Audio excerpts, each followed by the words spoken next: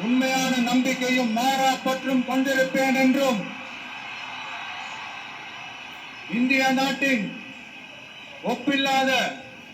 முழு முதல் ஆட்சியையும் ஒருமையையும் நிலை நிறுத்துவேன் என்றும்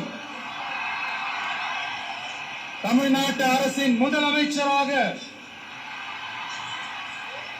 உண்மையாகவும் உளச்சான்றின்படியும் என் கடமைகளை நிறைவேற்றுவேன் என்றும் அரசியல் அமைப்பிற்கும் சட்டத்திற்கும் இணங்க அச்சமும் ஒருதலை சார்பும் இன்றி விருப்பு வெறுப்பை விலக்கி பலதரப்பட்ட மக்கள் அனைவருக்கும் நேர்மையானதை செய்வேன் என்றும்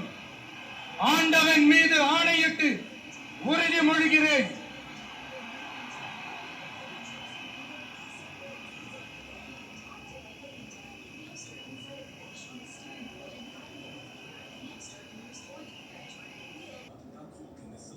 சி ஜோசப் விஜய் எனும் நான்